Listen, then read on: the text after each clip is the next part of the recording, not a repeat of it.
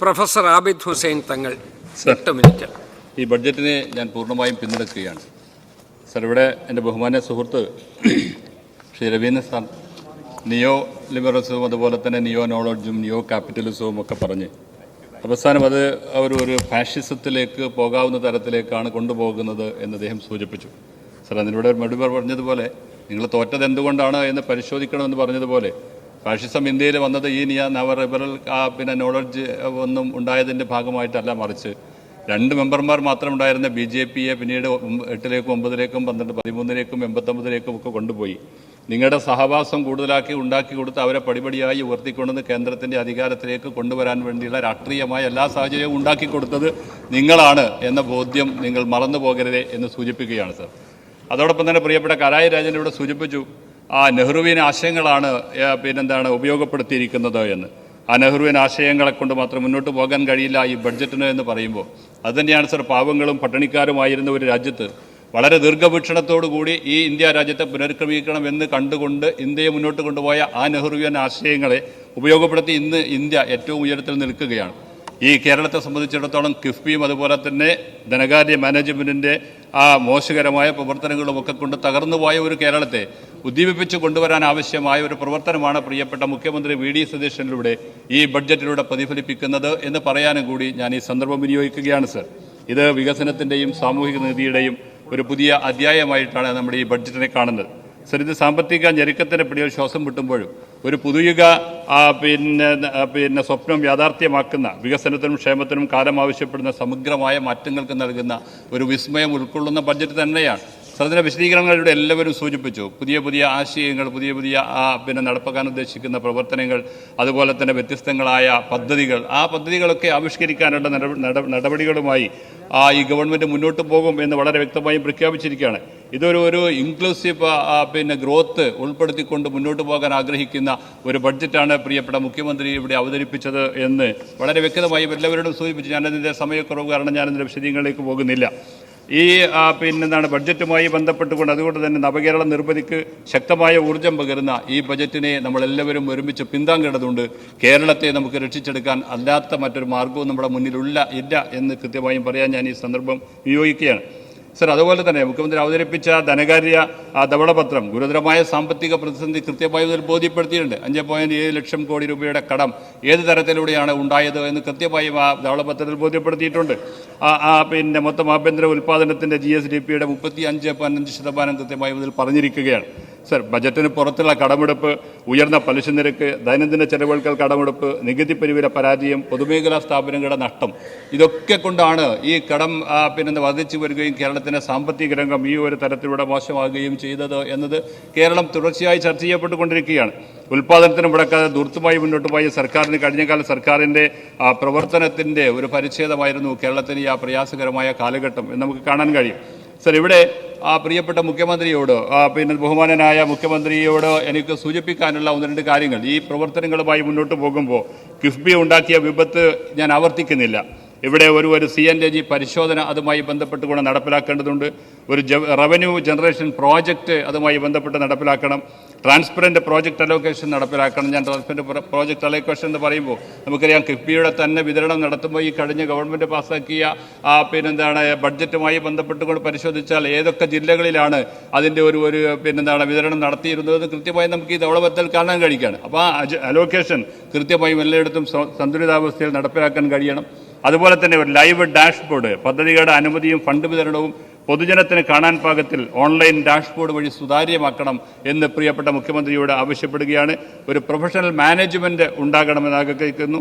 രാഷ്ട്രീയ അമിതാധികാരം ഇല്ലാതാക്കാനുള്ള പ്രവർത്തനങ്ങൾക്ക് നേതൃത്വം നൽകണം. നഷ്ടത്തിൽ പ്രവർത്തിക്കുന്നവയെ മെർജ് ചെയ്യണം. ഡിജിറ്റലൈസേഷൻ നടപ്പിലാക്കണം. ലോക മാതൃക സ്വീകരിക്കണം എന്ന ഒരു നിർദ്ദേശം മാത്രമാണ് സർ ഇതിൻ്റെ ഭാഗമായി എനിക്ക് നിങ്ങളോട് പറയാനുള്ളത് സർ. അതിന് ലോകത്ത് തന്നെ മാതൃകയുണ്ട്. ബഹുമാനനായ വ്യവസായ വകുപ്പ് മന്ത്രി ഇവിടെ ഇരിക്കുകയാണ് സർ. സിംഗപ്പൂരിൽ തകർന്നടിഞ്ഞിരുന്ന സാമ്പത്തിക വ്യവസ്ഥയെ പുനഃക്രമീകരിക്കുന്നതിന് വേണ്ടി ടെമാസ്ക് മോഡൽ എന്ന് പറയുന്ന ഒരു മോഡൽ ഉപയോഗപ്പെടുത്തിക്കൊണ്ടാണ് അവിടെ സാമ്പത്തികമായ ഉന്നമനം ഉണ്ടാക്കിയത്. സ്വതന്ത്ര ഏജൻസിയെ, പൊതുമേഖലാ സ്ഥാപനങ്ങൾ മുഴുവൻ സ്വതന്ത്ര ഏജൻസിയെ ഏൽപ്പിച്ച് ബാഹ്യ ഇടപെടലുകൾ ഒഴിവാക്കി നടത്തിപ്പിൽ പ്രൊഫഷണലിസം കൊണ്ടുവന്ന ഒരു തലം ഉണ്ടായതുകൊണ്ടാണ് അവിടെ ഒരു മാറ്റങ്ങളും സിംഗപ്പൂർ ഇതുപോലെ വലിയ വികസനങ്ങളിലേക്കും പോയത് എന്ന് നമുക്ക് കാണാൻ കഴിയും സർ. അതോടൊപ്പം എന്താണ് ചൈനയിൽ നടത്തിയ മാതൃക സിസാക് മാതൃക ആണ് ചൈനയിൽ നടപ്പിലാക്കിയത്. അവിടെ എല്ലാ വലിയ പൊതുമേഖലാ സ്ഥാപനങ്ങളെയും stock owned asset supervision and administration commission എന്ന ഒരൊറ്റ കുടക്കീഴിൽ കൊണ്ടുവന്നുകൊണ്ടാണ് ചൈനയിലെ വ്യത്യസ്തങ്ങളായ വ്യവസായ സ്ഥാപനങ്ങൾ നഷ്ടത്തിലോടുന്ന വ്യവസായ സ്ഥാപനങ്ങളെ മുഴുവൻ പുനഃക്രമീകരിച്ചുകൊണ്ട് അവിടുത്തെ സാമ്പത്തികമായ ഉന്നമനം പ്രാവർത്തികമാക്കാനും മുന്നോട്ട് കൊണ്ടുപോകാനും കഴിഞ്ഞത്. സർ, അതുപോലെ തന്നെ ബ്രിട്ടനിലെ ബ്രിട്ടീഷ് എയർവേസും അതുപോലെ തന്നെ ബ്രിട്ടീഷ് ടെലികോമും വളരെ വലിയ നഷ്ടത്തിലായിരുന്നു. ബ്രിട്ടീഷുകാർ അതിന് താച്ചർ മോഡൽ എന്ന പേരിൽ ഒരു പ്രവർത്തന രൂപരേഖ നടത്തി നഷ്ടത്തിലുള്ളതിനെയൊക്കെ ഡിസ്ഇൻവെസ്റ്റ്മെന്റ് നടത്തി പ്രൈവറ്റൈസ് ചെയ്ത് മുന്നോട്ട് പോകാൻ ആവശ്യമായ നിലപാട് സ്വീകരിച്ചതുകൊണ്ടാണ് സിംഗപ്പൂരിലും ചൈനയിലും ബ്രിട്ടനിലുമൊക്കെ സാമ്പത്തികമായൊരു മുന്നോക്കം ഉണ്ടാക്കാൻ കഴിഞ്ഞത്. കേരളത്തിലെ പൊതുമേഖലാ സ്ഥാപനങ്ങൾ ഏത് തരത്തിലാണ് നഷ്ടമുണ്ടാക്കുന്നത് നമുക്ക് എല്ലാവർക്കും അറിയാം. അത് ഈ ഒരു തരത്തിൽ ക്രമീകരണം നടത്തിക്കൊണ്ട് കേരളത്തിൻ്റെ സാമ്പത്തിക രംഗത്ത് വലിയ ഒരു ഉന്നമനം ഉണ്ടാക്കാൻ ആവശ്യമായ നടപടികൾ സ്വീകരിക്കണം എന്ന് വളരെ വിനീതമായി അഭ്യർത്ഥിക്കുകയാണ്. അല്ലാതെ മറ്റൊരു വഴിയും നമ്മുടെ മുമ്പിൽ ഇല്ല എന്നുള്ളത് വളരെ വ്യക്തമാണ്.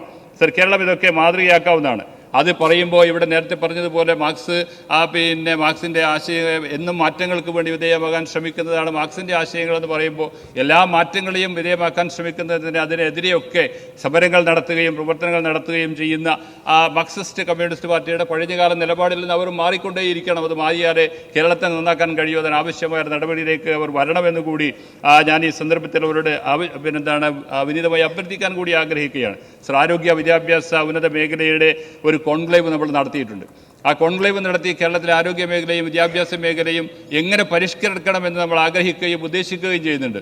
കൃത്യമായും അതിൻ്റെ എന്നാലും ആ മാറ്റങ്ങളൊക്കെ ഉൾക്കൊണ്ട് മുന്നോട്ട് പോകുമ്പോഴും കേരളത്തെ ഒരു വിദ്യാഭ്യാസ ഹബ്ബാക്കണമെന്ന് ആഗ്രഹിക്കുമ്പോഴും അതിൽ ഇടപെട്ടുകൊണ്ട് അനിവാര്യമായ ചില വരുത്തേണ്ടുന്ന മാറ്റങ്ങൾ അതിൽ വരുത്താൻ ആവശ്യമായ നടപടികൾ അങ്ങയുടെ ഭാഗത്തുനിന്ന് ഉണ്ടാകണം എന്ന് വളരെ വ്യക്തമായി ആഗ്രഹിക്കുകയാണ്.